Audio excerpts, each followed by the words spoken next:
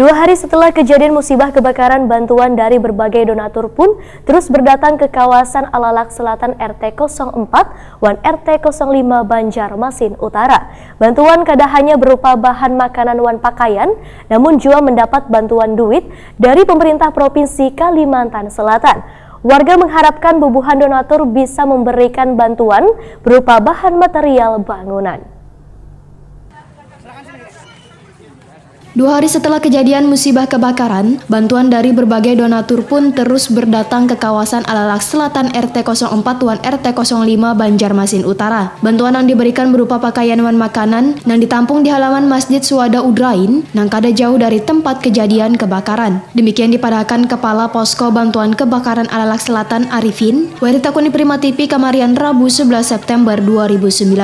Menurut Arifin, dalam 2 hari ini berbagai bantuan terus berdatangan dari berbagai pihak, baik dari unsur pemerintahan maupun warga sekitar wan warga Banjarmasin lainnya. Bantuan kada hanya berupa bahan makanan wan pakaian, namun juga mendapat bantuan duit dari pemerintah Provinsi Kalimantan Selatan. Namun yang paling dibutuhkan oleh bubuhan korban, ujar Arifin, adalah bahan-bahan material bangunan untuk bisa membangun rumah. Donatur pun diharapkan, ujar Arifin, bisa memberikan bantuan berupa material bangunan, sekadanya bisa digunakan untuk membangun tempat tinggal yang layak bagi korban kebakaran. Karena sebagian korban kebakaran untuk sementara ini ditampung di Masjid Suada Udrain agar mereka bisa beristirahat.